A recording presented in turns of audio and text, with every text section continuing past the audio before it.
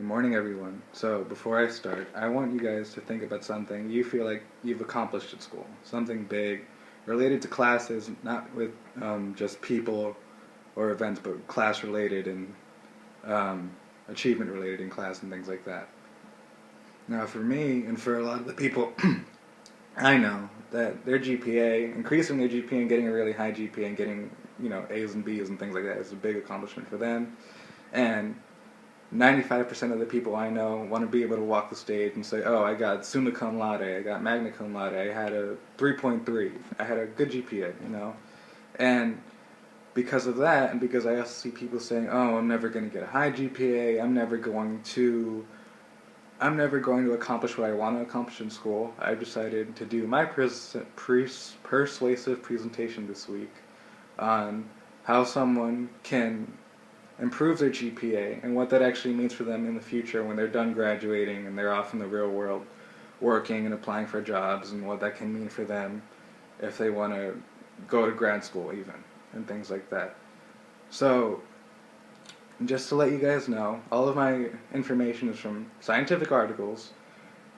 All of them are relatively new. The oldest one I have is from 2006. The rest are from 2015. So it's not outdated information. Everything I'm going to say is credible. It's not from my word of mouth or from things I heard on the street. It's stuff that people have researched over. One of them was from over 7 years of research. So everything is on the up and up. So the first point I want to make is that GPA is something that employers look at. They want to be able to look at your resume and say, oh, this person graduated Lynn University with a 3.4. And he says, oh, I worked hard in class, I did all of this. Oh, he seems to be a good guy, we should hire him.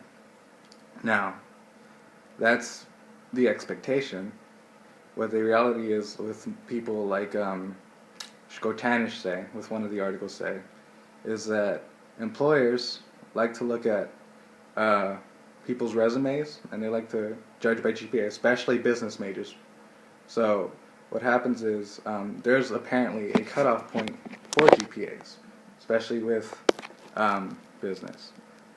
There is, I believe the cutoff point is a 3.5, and once people hit that point and they go above it, the hiring rate goes way, way up. It's also crucial to remember that the fact that having a good GPA and having our bachelor's degrees or our master's degree as well is also a good indicator of how intelligent we are. Like, for example, if you're a bachelor's or a master's degree person going out and applying for a job, businesses tend to like that, according to the research by people like Imose, which the research says that businesses like it because it shows them how intelligent their applicants can be, and it also saves them time by not having to run tests on the person, or intelligence tests or personality tests on the person, because they can see, okay, this person has a bachelor's degree in business and they have a 3.4, and they told me, oh, I took 4 classes a semester and I studied all the time and I focused on the right thing and I did all these extracurriculars related to the field.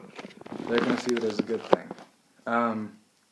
And although it seems easy, what I'm saying seems easy, I know it's difficult for someone to say, oh, I'm going to get a 3.6 or 3.5 and have a high GPA.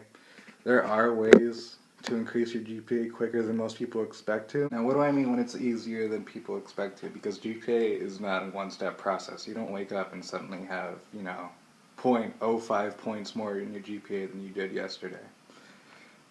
Well, one example I know of from the research is done by a guy named Patten. He did it last year for a year. And what he did, he went to a frat house, and he was able to ask them, oh, guys, can you do me a favor and just get an incentive program going? Get incentive programs and have some of your pledges go on and work towards a certain goal. Let them finish 75% of the assignments they turn in the semester and see what happens. And they did it. And what happened was the pledges that were part of the study, they did at least 75% of their work. And for doing 75% of their work, they would get to go into the fishbowl that their, frat house head had set up. and they were able to pick out stuff. And it wasn't expensive stuff. It was $20. There was some chocolate. It was little things. And just by doing that, their GPA went up by 0.2 points, which is huge, if you don't know. Going up, they went from a 3.0, well, the baseline was a 3.0, but the ones that had a 3.0 went up to a 3.2, and there was even a guy that went from a 2.8 to a 3.5 GPA in one semester. And you might be saying, oh, well, that's kind of impossible. How am I supposed to go from, let's say, I don't know, a 2.2 to a 3.2, Michael? That's not something that's doable. Well, I can tell you from personal experience, I had a friend last semester in spring. She had a 2.1 GPA. She was on academic probation. She was going to get kicked out of the school. She had no idea what to do. And she had to get someone to help her. And someone did help her. And she just told me, a week ago, that her GPA had gone up from a 2.1 to a 2.9 because she had gotten A's and B's in her classes. And this summer, she's taking 3 classes now, so she's going to have at least a 3.1 if she gets A's and B's this semester. So it is doable.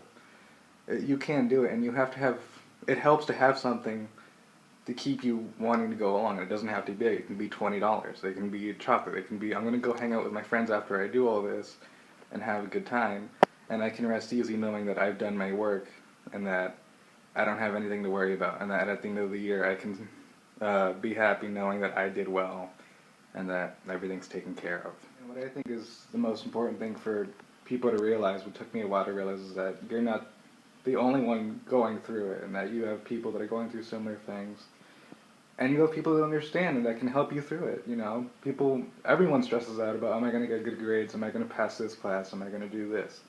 So you have the ability to go out and find people that can help you. And to give you a scientific answer, what the research is saying is that everyone is stressing out about their GPA. Every single person does it. And your GPA only goes down, according to people like Mounsey, where if you start beating yourself up about it, if you start saying, oh, I'm not going to do it, I'm going to fail, my parents are right, my friends are right, I'm stupid, that's when your GPA starts going down.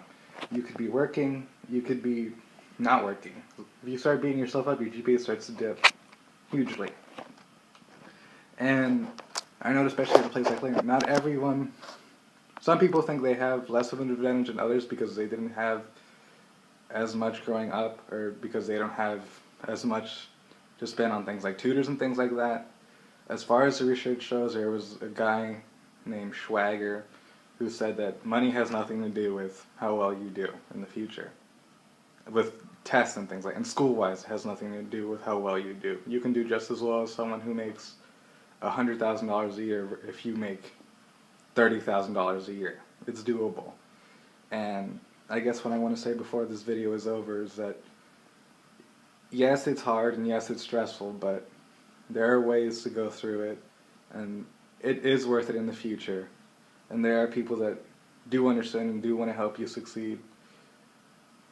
And that no matter what kind of person you are, that you can get a high GPA and that you can be proud of the accomplishments by the time you walk across the stage and get your diploma and say, I did it, I have a good GPA, I'm going to have an impressive resume, and I'm happy.